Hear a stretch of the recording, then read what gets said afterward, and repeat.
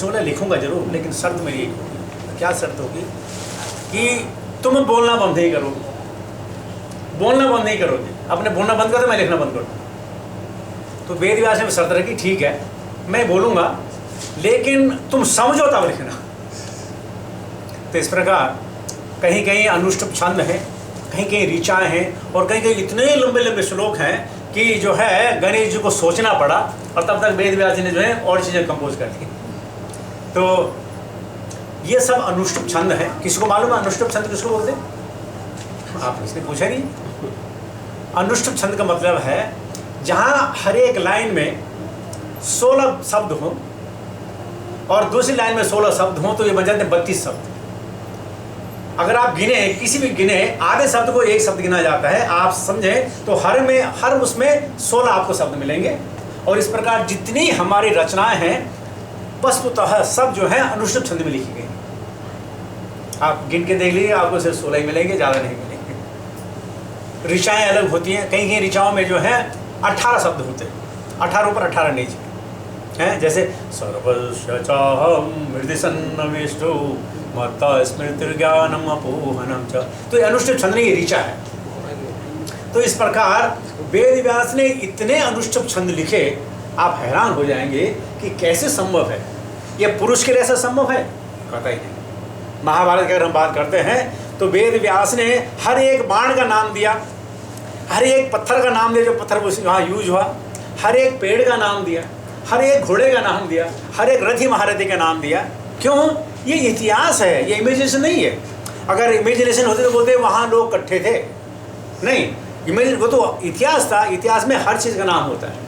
जहाँ रूप होगा वहाँ नाम होगा, जहाँ नाम होगा वहाँ रूप होगा। तो बिना रूप के नाम नहीं, बिना नाम के रूप नहीं है। तो अनुष्टुप छंद में सब कहा गया।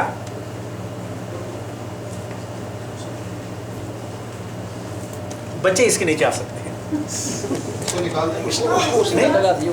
नहीं आ सकते हैं। अगर बच्चे आ सकते हैं यहाँ आ सकते हैं। और अगर निकालने की वो है, अगर निकल सकता है, ये निकल सकता है, तो कुछ लोग यहाँ आ जाएंगे। मैं निकाल दूँगा। तो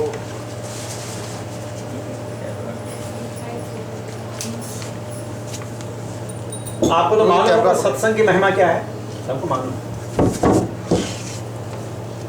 क्या है। अब सब लोग यहाँ आ जाए, 4-5 आदमी यहाँ सकते हैं। आपको मालूम है सत्संग की महिमा क्या है? फिर एक्सप्लेन कर देंगे। मैं क्यों बार बार एक्सप्लेन करूँ? उस तरफ आइए प्रभु के साथ, उधर प्रभु के साथ।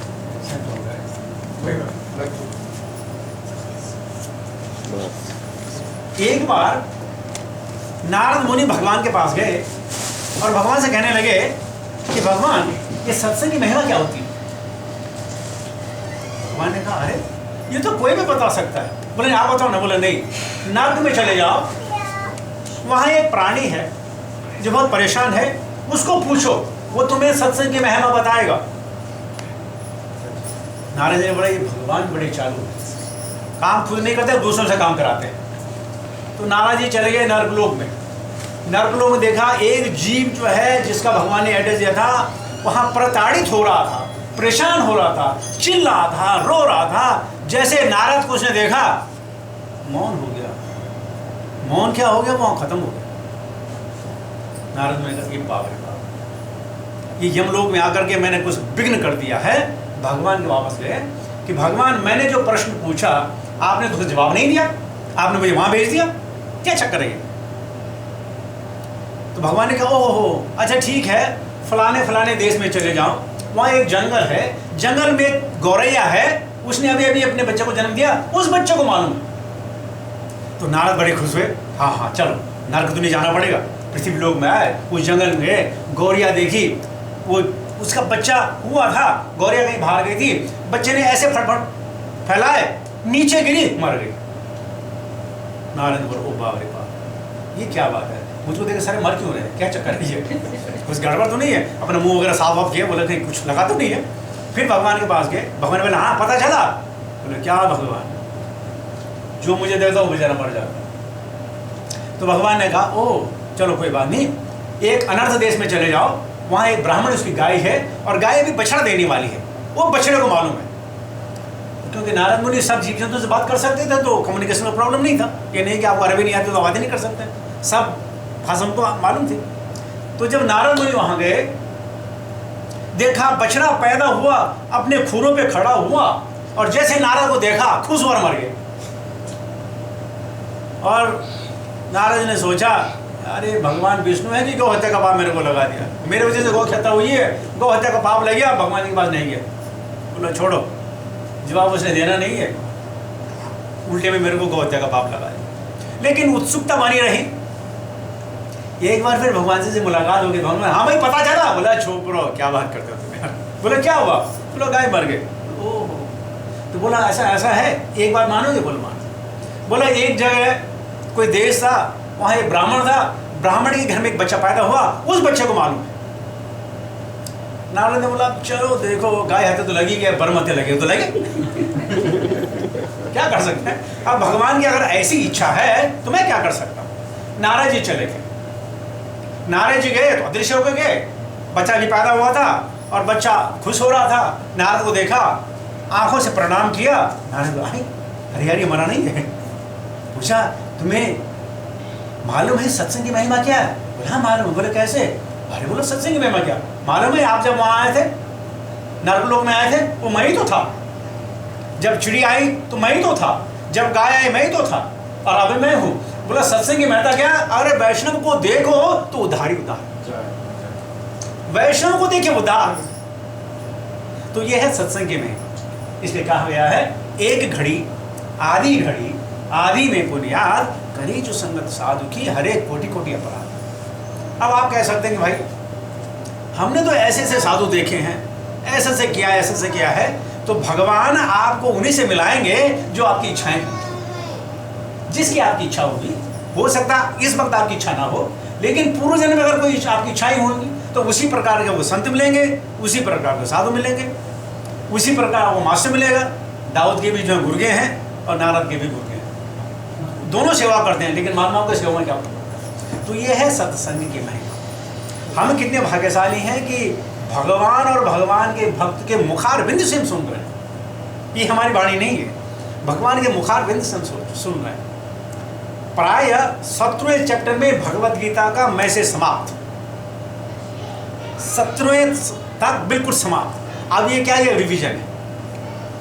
और रिवीजन में अगर इसमें एक दो हमारे समझ में आ जाए ना, एक दो हर की बात नहीं करो, तो समझो हमारा हुआ कल्याण। तो यह है सत्संग की महिमा। और हम किसका सत्संग कर रहे हैं? अर्जुन को और भगवान का सत्संग यहाँ हो रहा है। देखिए जो श्रेष्ठतम प्राणी है, जो श्रेष्ठ वक्ता है, जो संसार के रचयिता है, पालनहार है, जो सबके, जिसके हृदय में सबके लिए प्रेम है, उद्गार है, उससे हमारा सत्संग हो रहा है, तो हमारा कल्याण होना तो बिल्कुल निश्चित है। कोई दो राय नहीं कि हमारा कल्याण हो। कल्याण कैसे? इस मनुष्य शरीर को छोड़ने के पश्चात ये गारंटी है कि हमको दूसरा मनुष्य शरीर मिलेगा, लेकिन भगवान से प्रार्थना है कि सुमालय में हमको जन्म न दें। अगर सुमालय में जन्म ले लिया तो ऐसी कम तैसी है। तो भगवान कहते हैं कि सुचिनाम श्रीमतांगे हे योग भ्रष्टो विजाते। भगवान ने जो एक एक शब्द कहे हैं उन पे हमें पूर्ण रूप से विश्वास होना ही चाहिए, श्रद्धा होनी ही चाहिए कि भगवान ने कहा है, ये कभी जो है खत्म नहीं होगा। आगे देखते हैं। ओम नमो भगवते वासुदेवाय। ओम नमो भगवते वासुदेवाय।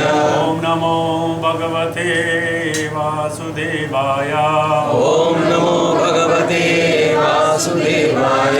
ओम नमो भगवते वासुदेवाय। ओम नमो भगवते वासुदेवाय। नारायणं नमस्कृत्य नारायणं नमस्कृत्य नरं चैव नरोत्तमं नरं चैव नरोत्तमं देवीं सरस्वतीं व्यासां देवीं सरस्वतीं व्यासं ततो जयमुदीरये ततो जयमुदीरये इष्टप्राये नष्टप्रायेषु भद्रेषु नष्टप्रायेष्वभद्रेषु नित्यं भागवत सेवया नित्यं भागवत सेवया भगवती उत्तमश्लोके भगवती उत्तमश्लोके भक्तिर्भवति नैष्ठिके भक्तिर्भवति नैष्ठिके।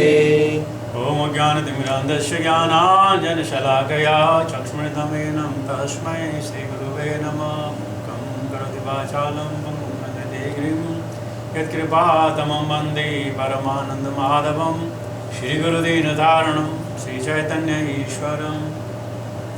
हरे कृष्णा कृष्ण कृष्ण हरे हरे हरे राम राम राम हरे हरे। जो भगवान के अनन्य भक्त हैं वो इन श्लोक में भगवान का स्वयं दर्शन कर सकते हैं। भगवान के विराट रूप को देख सकते हैं, भगवान के चतुर्भुज भी देख सकते हैं, जाके के दो भुज भी देख सकते हैं, भगवान के मुखारविंद को देख सकते हैं, भगवान के मुखारविंद से जो वाणी निकले उसको देख सकते हैं, अर्जुन को देख सकते हैं कि भक्त अपने भगवान के सामने कैसा नतमस्तक है। ये पूरा वीडियो है, तो आप भगवान के यहाँ दर्शन कर सकते हैं। आइए अर्जुन क्या बोलते हैं। अर्जुनो संन्यासस्य महाबाहो तत्त्वमिच्छामि वेदितुं त्यागस्य च Rishikesh कृतकेशिनसूदन। Arjuna said, O mighty armed one, I wish to understand the purpose of renunciation, Tyaga, and of the renounced order of life, Sannyasa, O killer of the Kesi demon, master of the senses. तो आपने देखा होगा कि श्री शब्द अर्जुन पे नहीं लगा गया। क्यों नहीं लगा गया है कि अर्जुन जो है इस वक्त जो कंडीशन सोल है उनका रिप्रेजेंट कर रहा है, और श्री का मतलब होता है जिनके अंदर सारे के सारे ऑपुलेंस हो, 6 के 6 जिससे ऑपुलेंस हो, षड ऐश्वर्य जो हो उसको श्री कहते हैं। तो अर्जुन पे श्री नहीं लगा गया, जबकि सुखदेव गोस्वामी पे कई बार श्री लगाया गया, नारद मुनि पे कभी कभी श्री लगाया गया, बहुत सारे भक्तों पे श्री लगाया गया है, लेकिन प्राय जो भक्त होते हैं पे श्री नहीं लगता है। तो अर्जुन बोल रहे हैं वो माइटी आर्म्ड वन। दर्शन में महाभाव कौन है? अर्जुन है। यहाँ पे भगवान को महाभाव क्योंकि भागवत में या कभी आप बाद में सुनेंगे, कृष्ण कृष्ण महाबाहो भक्तानाम अभयंकर। तो एक्चुअली महाभाव कौन है? महाभाव तो कृष्ण है। महाभाव का 2 अर्थ होता है, जिसकी दोनों भुजाओं में समस्त बल हो, या जिसकी करोड़ों ऐसी भुजाएं हो जो सारे बल से समर्पित हो। महाभाव यहाँ पे कह रहे हैं कि अर्जुन ने भगवान के हजारों हाथ देख लिए। आप समझ गए? अर्जुन ने भगवान के हजारों करोड़ों हाथ देख लिए, कहते महाबाहो। और जिसके अंदर हाथ होंगे उसके अंदर कर्म शक्ति होगी। बिना हाथों के कर्म नहीं किए जा सकते, और यह कर्म परिपूर्ण नहीं होते। तो इसलिए भगवान को कहा गया महाबाहो। आई विश, देखिए यहाँ वहां कह दिया सेनयोर भयोर मध्य रथम स्थापयामीच्युता, चलो देख लो मेरे को। यहाँ कहते हैं मेरी इच्छा है। यहाँ भी कह सकते ना, सुनाओ, तुम बोले प्रभु जी क्या कथा सुनाओ, मुझे ये सुनना है। यहाँ भगवान ने कहा I wish to understand. This is called humility and humbleness. एक एक शब्द अगर आप किसी विद्वान को सुने, बड़े बड़े प्रभुपाद के शिष्यों को सुने, तो एक एक शब्द में प्रवचन होते हैं। ये शब्द का यहाँ उपयोग क्यों किया गया, कैसे किया गया है, तो उसको आप सुने तो आप हैरान रह जाएंगे, आप स्तब्ध रह जाएंगे कि क्या क्या व्याख्याएं हैं। तो हम तो इतने ज्ञानी नहीं है, थोड़ी सी कहते हैं। यहाँ अर्जुन ने भगवान को उपदेश नहीं किया, जैसे आपने सुना सेनयोर भयोर मध्ये रथम स्थापयामीच्युता, या भगवान को बोल दिया नकांक्षे विजयम कृष्ण न राज्यम न सुखानि च, भगवान को डिक्लेयर कर दिया। और जब सरेंडर किया तो बोला भगवान मैं तुम्हारा शिष्य हूँ, बताओ, लेकिन लड़ाई नहीं करूंगा। सीधी सी बात है, जो मर्जी कर लो, सुना, लड़ाई नहीं करूंगा। पता नहीं मैंने आपको कहा कि नहीं कहा। एक आदमी, शायद मैंने कह दिया, दोबारा कहता हूँ, एक आदमी, गांव का आदमी बेचारा पटवारी बना, नहीं पहले अमीन बना, अमीन से पटवारी बना, पटवारी से कानून को बना, और रिटायर होते समय वो जो है तहसीलदार बन गया। तो जब तहसीलदार बन गया तो उसके एक केस आ गया, वो फैसला करना था उसको। रिटायर के 4-5 दिन रह गए थे, तो अपने कोर्ट में बैठा वहाँ जो है वकील जो है बात प्रतिवाद कर रहे हैं, ये कर रहे हैं, 1 दिन चले, 2 दिन चले, 3 दिन चले, तीसरे दिन को बहुत गुस्सा आया, गुस्से बोलता अबे सालों आर्गुमेंट क्यों कर रहे हो, फैसला तो मैंने 5 दिन पहले लिख दिया था, फैसला तो मैं पहले लिख दिया था, I already written the judgement, why you are arguing necessarily. So यहाँ कहते हैं आई विश टू अंडरस्टैंड। अब यहाँ इच्छा हो रही है उसकी, वो थोड़े थोड़े उसको पता चला ये भगवान है, थोड़े थोड़े उसको पता चला कि करने वाला भी यही है, कारण भी यही है, उपादान कारण भी यही है, निपादान कारण भी यही है, सब यही है, उदासीन भी यही है और दूसरे अपादान भी है, उपादान, सब कारण जो है सब यही है। कहते हैं I wish to understand purpose of त्याग, त्याग क्यों करें, त्याग करने की जरूरत क्या है, और संन्यास क्या है, संन्यास की जरूरत क्या है। वो Keshi demon and master of the senses, भगवान ने केसी डीमन को मारा, इसकी अलग कथा है, कभी आपको सुनाएंगे। और मास्टर ऑफ द सेंसेस यानी भगवान को कहते हैं, एक नाम है भगवान का ऋषिकेश, यानी जो सारे इंद्रियों के मालिक हैं। तो भगवान साहब सब इंद्रियों के मालिक हैं, तो हमारे इंद्रियों के मालिक बनकर हमारे इंद्रियों को बस में कर सकते हैं।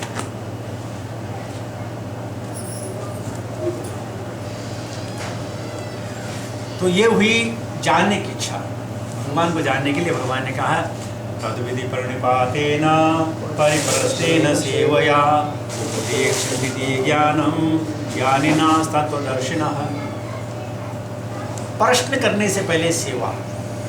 अब यहाँ अर्जुन ने क्या सेवा की, नतमस्तक भगवान की सेवा देश काल और परिस्थिति के अनुसार होती है। जैसे आपने देखा होगा कि भीष्म पितामह जब बाणों की सैया पे लेटे थे और भगवान जब आए तो उन्होंने भी भगवान की सेवा की। कैसे सेवा की, वचन से सेवा की, वाणी से सेवा की, अपने आंखों से सेवा की, भगवान की अपनी इच्छा से सेवा की। तो सेवा का मतलब यही नहीं कि आप उठे अपने चामड़ा धुलाएं, उनके पैर धुले करें, भगवान की सेवा अनेक प्रकार से हुई है। तो यहाँ अर्जुन जो है युद्ध स्थल में बैठा है, बाण उसके हाथ में, गांडीव हाथ में है, तो भगवान की क्या उसने सेवा की, भगवान को शरणागत होकर कहता आई विश टू अंडरस्टैंड। क्या त्याग के बारे में बोलो। अब यहाँ कैच करें भगवान को, मैं यहाँ लड़ाई कर रहा हूँ तो बोलता है त्याग बड़ी चीज़ है, त्याग बड़ी चीज़ है, त्याग बड़ी चीज़ है, और यहाँ बोलता है कि सबको मारो, निमित्त मात्रा भविष्य शासन। यहाँ बोल रहे वो तो त्याग करना चाहिए, त्याग करना चाहिए। अब हमें ये समझना है त्याग क्या है। अगर भगवान ने कह दिया ये कार्य करो तो वही त्याग है। त्याग का मतलब होता है अपनी इच्छा शक्ति का दमन ही त्याग है, और भगवान की इच्छा शक्ति सर्वोपरि है। चाहे उसमें आपने देखा होगा प्रभुपाद जी के जीवन काल में जिन लोगों को कुछ भी नहीं आता था, प्रभुपाद जी ने कहा तुम करो, उन्होंने किया और उसमें सफल हुई। कोई एक्सपीरियंस नहीं था, कोई उसके बारे में उनको ज्ञान नहीं था, कभी वो कार्य किया नहीं था, कार्य सुना भी नहीं था, और प्रभुपाद जी ने कहा करो, उन्होंने किया और उनका जीवन धन्य हुआ। तो त्याग क्या है, अपनी मन स्थिति को बदल करके भगवान की शरणागति करना ही त्याग है, और यही सबसे बड़ा संन्यास है। संन्यास का मतलब क्या है, ये नहीं है कि बस अब सब लोग जो है पैरों की पूजा करें और मैं जो हूँ कहीं मठाधिकारी बन के बैठ जाऊँ, ये जरूरी। ठीक है, तो आचार्य के लिए क्या सेवा करने का प्रश्न? उनके वचनों का पालन,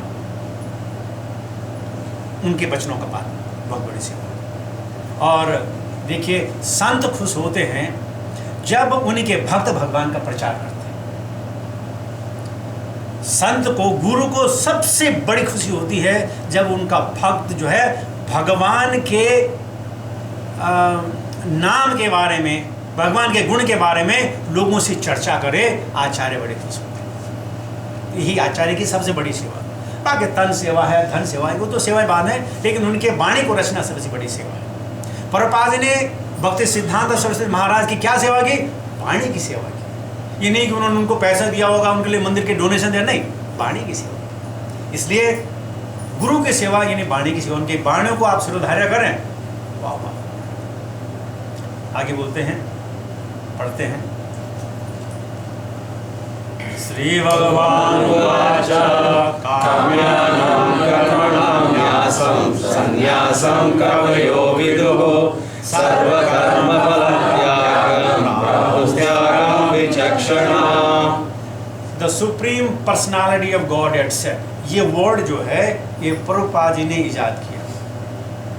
कहीं शास्त्र में आपको नहीं मिलेगा, शास्त्र में कहीं नहीं मिलेगा। इसलिए प्रभुपाद ने याद किया the Supreme Personality of God head, जो गॉड के हेड है वो सुप्रीम पर्सनालिटी है, उन्होंने कहा है ये आपको सिर्फ इस्कॉन में मिलेगा, बाकी आपको कहीं नहीं मिलेगा, कहीं नहीं मिलेगा, किसी शास्त्र में आपको नहीं मिलेगा। लेकिन क्योंकि आचार्य हैं, अपने आचार के द्वारा, अपने विचार के द्वारा, अपनी वाणी के द्वारा जो है शास्त्रों में फेरबदल तो नहीं किया, लेकिन अपनी तरह से शास्त्रों को समझा।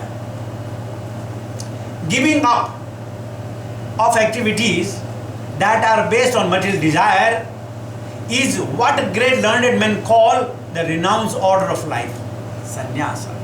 And giving up the result of all activities is what the wise called renunciation, त्याग। अर्जुन ने 2 क्वेश्चन पूछे, त्याग क्या है, संन्यास क्या है, और भगवान ने जो है एक ही उसमें उत्तर दे दिया कि activities based on material desire if given up is known as sannyasa, and the result of activity is given, that's known as त्याग। तो त्याग और संन्यास में साथ साथ चलते हैं। सन्यासी ही त्यागी है और त्यागी ही सन्यासी बन सकता है। सिनोनिम्स, एक सिक्के के 2 पहलू, एक सिक्के के 2 पहलू, एक के बिना दूसरे का वजूद नहीं है। तो त्याग और संन्यास साथ साथ हैं। आप देख लीजिए, to give up material desire and then giving off the result of the activity.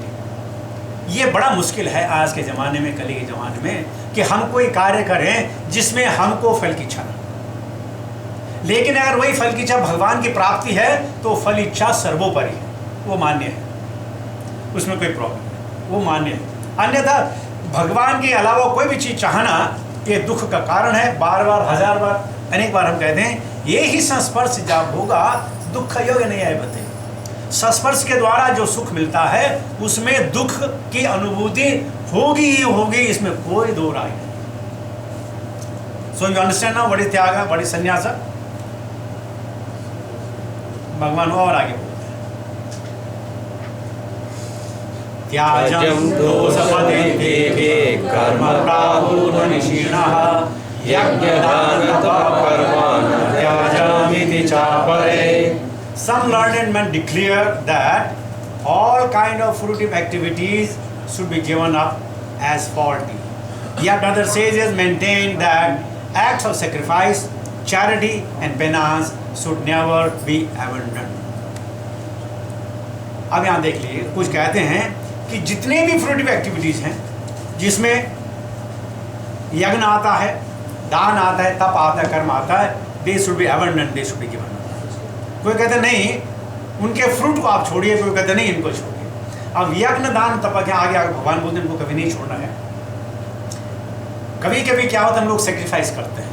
कभी कभी देखो हम लोग हरे कृष्ण महामंत्र जाप कर रहे हैं तो हमारे दिल में एक इच्छा है कि भगवान हमको वैकुंठ की प्राप्ति हो, भगवान हमें स्वधाम की प्राप्ति हो। लेकिन कभी हमने कहते हैं भगवान चांद करके मुझे अपनी सेवा का मौका दे। ठीक है, हरे कृष्ण, ये इस मनुष्य शरीर से छुटकारा मिले और भगवान के धाम चले जाए, बस हमारी यही इच्छा है। बोलते हैं वो उसमें भी दोष है। तो यज्ञ में दोष, यज्ञ प्राप्ति के लिए, दान प्राप्ति के लिए, तप प्राप्ति के लिए और कर्म प्राप्ति के लिए, ये सारे के सारे जो हैं प्राप्ति के लिए होते हैं। क्यों कि हमारा शरीर कर्म प्रधान है और हम अपने कर्म के द्वारा एक तो अपने भविष्य को बना सकते हैं या अपने प्रेजेंट को, अपने वर्तमान को बना सकते हैं। तो वर्तमान जो बीत गया उससे कोई लेना देना नहीं है, लेकिन अपने वर्तमान के लिए, अपने भविष्य के लिए सारे के सारे लोग यज्ञ दान तप और कर्म में जो है जुड़े हुए हैं, कोई ज्ञान के द्वारा, कोई अज्ञान के द्वारा। तप ये जरूरी नहीं है कि आप जो है कहीं जंगल में बैठे हों। तप का मतलब है voluntary discomfort of the bodily activities. तप देखो, आपको अगर 10 बजे तक सोने की इच्छा है और ऑफिस 8 बजे है तो आपको तप करके सुबह 7:30 बजे उठना पड़ेगा, ये तप। और अपने शरीर को देख करके, अपनी बुद्धि को लगा करके, ये करके धन अर्जित करना है, ये भी तप है। लेकिन कोई तप क्या है कि लोग सुबह उठ करके भगवान की सेवा करते हैं, वो भी तप है। लेकिन बहुत सारे तप जो है शरीर के लिए होते हैं, कुछ तप भगवान की प्राप्ति के लिए हैं। आपको हमने बहुत बार बता दिया है, बहुत बड़ा अंतर है। तो भगवान कहते हैं, भगवान ही ने कहा ये मेरी मति है। आप देखिए यहाँ, क्योंकि अर्जुन ने भगवान को शास्त्रों का उपदेश दिया। तो भगवान इस शास्त्र को बता रहे हैं कि कुछ लोग कहते हैं, यानी कुछ सेजेस कहते हैं कि fruitive active should be given up as body, या कुछ और लोग कहते हैं, सेजेस कहते हैं कि they should be abandon at all. अभी तक भगवान की अपनी मति नहीं आई। भगवान मति आखिर में बोलते हैं सर्वधर्मान परित्यज्य। ये सुन ले तो बस, ये सब सुनने की बात है। मैं ये बता रहा हूँ ताकि तो ये पता न चले कि मुझे मालूम ही नहीं था कि क्या करना है। Nowadays, what happened even in the institution of educational organization, they have given options. पहले हमको सब लिखना पड़ता था। और बड़ी मज़ेदार बात यह है कि कभी कभी जब पता नहीं शायद आपके साथ घटा हो ना घटा हो कि 6 पेज या 7 पेज का हमारा आंसर होता था और एक्स्ट्रा पेज अलग मिलते थे। तो जिसने हाथ कट के बोला कि मुझे सप्लीमेंट्री पेपर दो, बोलता था ये बहुत विद्वान है, चाहे उसने पेज हमने काट दिया होता फिर। तो उसकी बड़ी तारीफ होती थी, यार ये हर एग्जाम में ना ये सप्लीमेंट्री पेपर मांगता भाई, इसमें तो फर्स्ट आना है आपने, क्या बेचारा फेल हो जाए। तो हमारी जो है ये तब जो है हम कभी वो दिखाने के लिए करते हैं।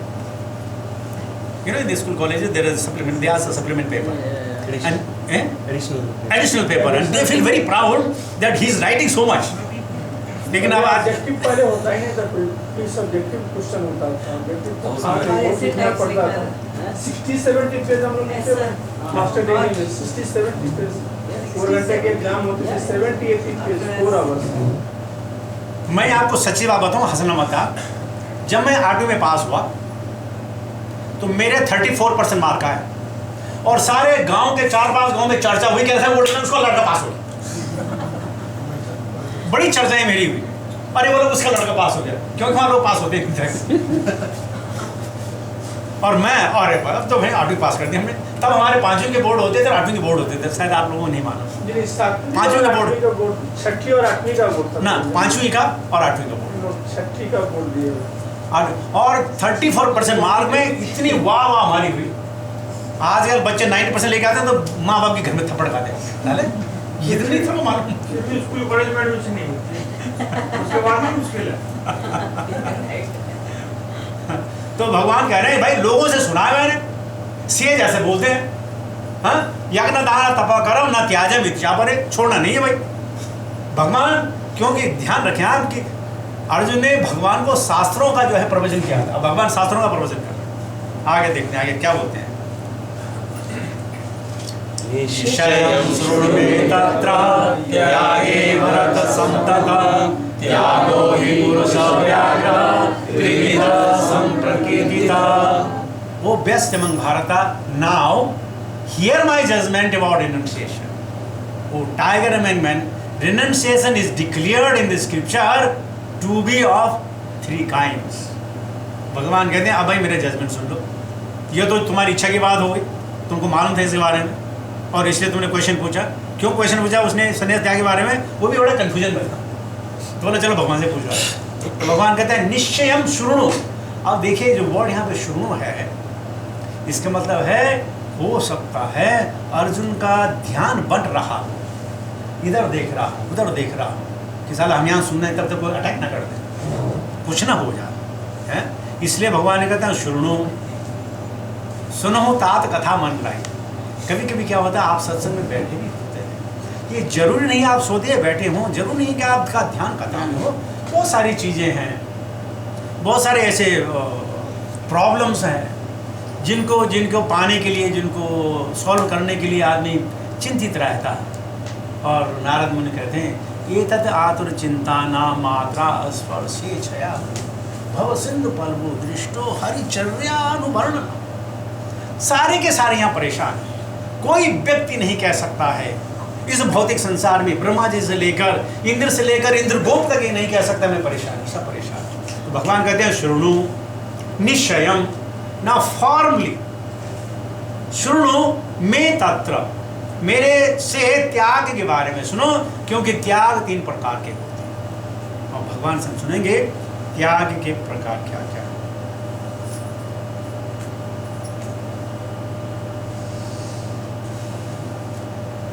यज्ञ दान तपा कर्म न त्याजं कर्मेव तत्, यज्ञो दानं तपसेवा पावनानि मनीषिणाम्।